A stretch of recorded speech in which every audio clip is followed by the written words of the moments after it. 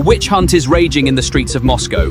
Now every car is suspicious, every parking spot a potential crime scene, every shadow a threat. Moscow police and the FSB are busy chasing a ghost they cannot catch in the back streets. A fear of death is spreading in the capital, Moscow, and generals and bureaucrats are fleeing to shelters. The center of this paranoia, this security crisis, was the great showdown that took place on Yeletska Street on the night of December 24th. Ukraine's targets were not random names, but registered war criminals under the protection of the Kremlin itself. Now, this is going to be a controversial topic, and I don't care if YouTube doesn't promote it. I'm going to expose the truth anyways. Controversial topics like this one end up getting suppressed by the algorithm, except when you force the algorithm to promote it by clicking on the like button. Thank you. Lieutenant Klimanov and Gorbunov, who were involved in inhumane crimes against prisoners in Ukraine, they thought they could hide on Moscow's busiest, supposedly safest streets. However, they paid the price for their crimes by evaporating inside their vehicles. Ukraine claimed responsibility for the attack. This is because the Russian officers who were assassinated were part of a torture squad notorious for war crimes, having violated the Geneva Convention during the war in Ukraine.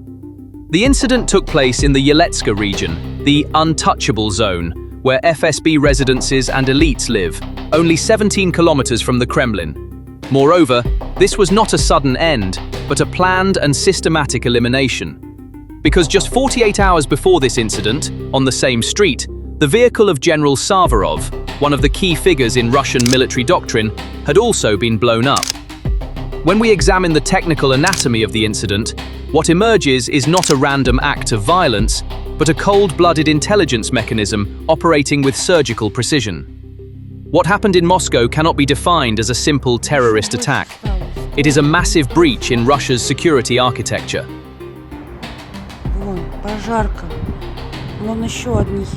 It all begins with a series of coordinated moves demonstrating how Ukraine's intelligence service GUR and its affiliated shadow armies have breached Russia's digital and physical defense lines. The names on the target list are not ordinary pawns in the Russian military hierarchy. Klimanov and Gorbunov rank among the top names in the Ukrainian Prosecutor General's office's infamous Book of Executioners database. This database currently contains the records of more than 150,000 Russian soldiers. Their deaths are seen as a guarantee that every name on this list will be crossed off in turn. The technical dimension of the operation is evident in the choice of ammunition used. Instead of standard improvised explosive devices, IEDs, the attack involved highly sophisticated devices known as Magnetic Hull-Attached IEDs, which attach to the vehicle's chassis with magnets in seconds and create a shaped charge effect. This technical detail is of vital importance, because instead of dispersing the energy of the explosion into the environment, it focuses it directly on the driver's compartment. This clarifies Ukraine's message: a justice mechanism that targets only the guilty without harming civilians. So, how is this operation carried out in Moscow, Russia's most heavily guarded city? The answer lies in the most terrifying weapon of 21st century warfare: digital footprints. When a Russian officer opens a smartphone looted from Bucha in his Moscow home, or orders a pizza to Kremlin apartments via Yandex Food, using his personal line at the front, he is actually unknowingly sending his own death coordinates to GUR servers.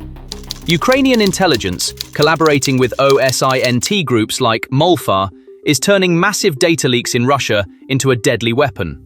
SDEK cargo data, bank transactions, and even fitness apps act as transmitters, revealing the instantaneous location of Russian officers. As in the case of General Savarov, the target is not only physically tracked, their digital presence, habits, and routines are mapped out meticulously over months. Even a simple running app like Strava, used by a bodyguard, reveals what time the general was on which route, what time he got into his car, and which route he took.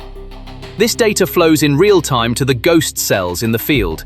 This is where the enemy within comes in, the Atesh partisan movement and Ross partisan cells.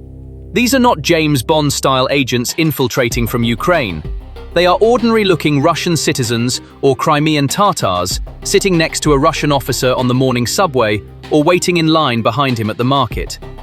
While the Putin regime tries to stop the Ukrainian army at the border, this invisible army is infiltrating the capillaries of Moscow, St. Petersburg, and Rostov, gnawing away from within. Operating with encrypted communication devices and cryptocurrency funds provided by the GUR, these cells need only seconds to place that critical, magnetic package on the vehicle identified by digital intelligence. The rapid censorship of security camera footage of the incident by Russian media serves no other purpose than to conceal the extent of the Kremlin's security vulnerability. These flames rising in the streets of Moscow trigger a massive domino effect that signifies not just the burning of two vehicles, but the mental collapse of the Russian military and intelligence bureaucracy. To read these events as isolated police incidents would be to miss the strategic rupture in the bigger picture. The assassinations of Klimanov, Gorbunov, and Savarov appear as the latest and most daring link in a systematic justice and punishment doctrine that Ukrainian intelligence has been spreading and weaving over time. This chain reaction is creating an irreversible wave of panic and paranoia among Russian officers. However, the roots of this wave are not limited to Moscow.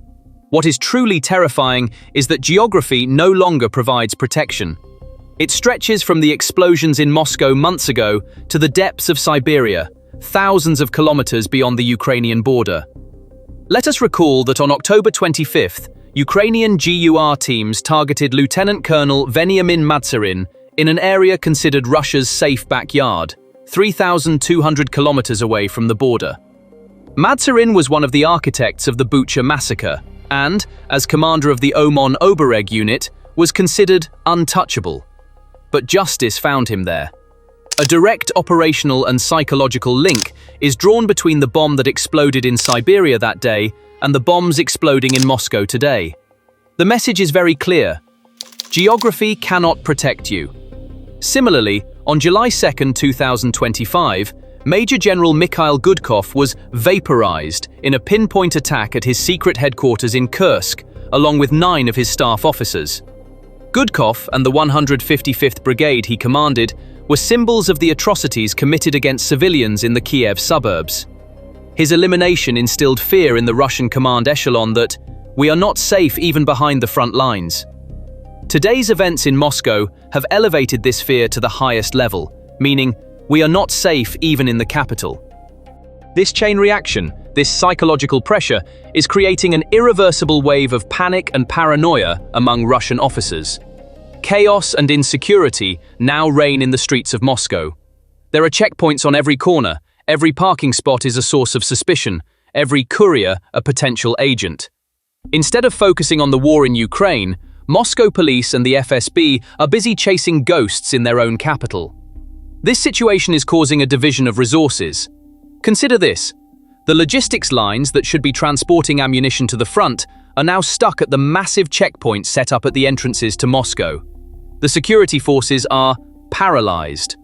A police officer is more afraid of looking under his own car than chasing criminals, because he doesn't know if he will be the next target. When authority melts away, chaos inevitably ensues. The real shockwave of these explosions is felt not on the streets, but behind the thick walls of the Kremlin, in those famous gold-plated halls. According to intelligence sources, every assassination attempt in Moscow triggers a red alert in Putin's personal security protocols. In the wake of these events, a complete fear of death reigns among the Kremlin elite. No one trusts their driver, their bodyguard, or even the food they eat anymore.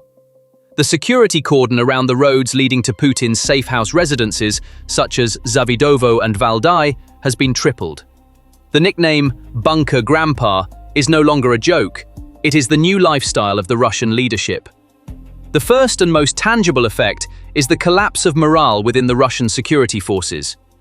Soldiers fighting on the front lines already knew they were being sent to the death line. However, the officers, intelligence agents, and police officers behind the lines believed they were living in Moscow's safe bubble, far from the war. The fate of Klimanov and Gorbunov painfully demonstrated that this bubble was made of paper, not glass.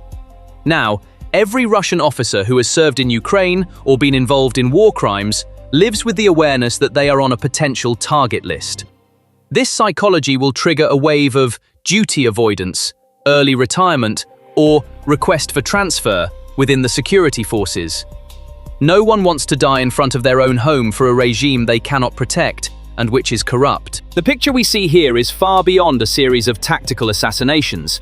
It is a portrait of strategic irony and the collapse of state seriousness. The most striking aspect of the incident lies in the brutal conflict between the law and the laws of physics. Just days after these assassinations, on December 29, 2025, Vladimir Putin signs a law. This law allows Russian officials to disregard the decisions of international courts. As Putin signs, he sends this message to his generals. Don't be afraid, The Hague cannot judge you. I am protecting you legally. But there is one enormous truth he has forgotten. The bombs placed under cars in Moscow's parking lots couldn't care less about The Hague's laws. This timing is highly significant. While his generals were being blown up on December 22nd and 24th, Putin's attempt to provide paper protection on December 29th is a testament to the regime's desperation. Putin grants his generals legal immunity. Ukraine, however, subjects them to physical execution on the battlefield. A piece of paper cannot stop a C4 explosive.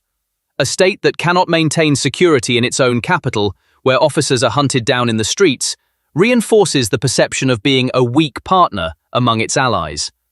When China and India see that Putin cannot even control his own backyard, they begin to question their strategic partnerships with Moscow. A weak partner is an unreliable partner. With these operations on the streets of Moscow, Ukraine is destroying not only the officers, but also Russia's state seriousness. Zelensky's words that justice will prevail sooner or later are no longer rhetoric, but a functioning mechanism. Russian officers now have two options: either accept trial in The Hague and survive, or trust Putin's false protection and wait to turn into a fireball on the streets of Moscow. Those burning vehicles in Moscow represent the future of the Russian regime. The illusion is ending. Ukraine is bringing the war to Russia's heart, using asymmetric methods and realizing Putin's worst nightmare, exposing the regime's fragility to the entire world. No rank, no shelter, and no law in Russia can protect you anymore. The list is long, the memory is vivid, and the GUR has plenty of time. Russian officers thought they would not pay the price for their actions, but justice catches up with them when they least expect it, where they feel most secure. Even if the lights are on in Moscow, the darkness has already begun for the regime. And in this darkness, Ukraine's eyes will always be on them. The war is no longer at the border. The war is at the very heart of Russia. So, in your opinion, can a Putin who cannot protect his generals in his own capital, who tries to defend them only with pieces of paper, continue this war? Or are these flames in Moscow the first spark of an internal reckoning that will bring about the end of the regime? Share your thoughts in the comments. Don't forget to subscribe to the channel and turn on notifications to stay updated on PPR Global's new analyses. Thank you for choosing us.